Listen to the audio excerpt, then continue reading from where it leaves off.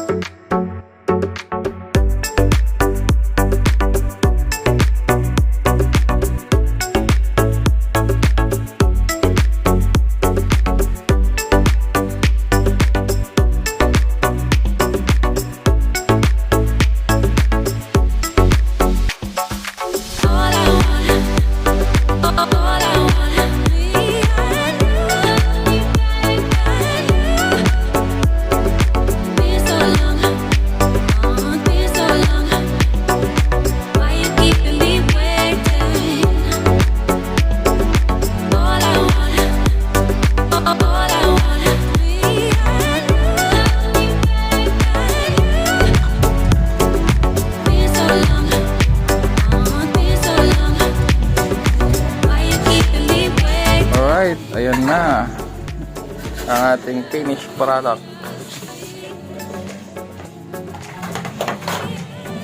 Ano na to? Bangkalangan, tapos sipon, crab, alimango, hindi sa giway, talong, arsep, ito talaba, inda shell. Wala na yung talabang yung bato ng talaba eh. Ayan, so nilagay na lang siya doon sa shell. Tapos siya, mini, micro, ang liliit. Ayan, tapos hito. Ayan, tapos ano na to? Biat-biat. Ayan. Tapos talong, ayan. Okay na ang ating may sound si ma'am, hindi pa pwede yung maririnig. At yan po ang ating isang episode at maraming salamat sa mga sumusuporta. Bye-bye!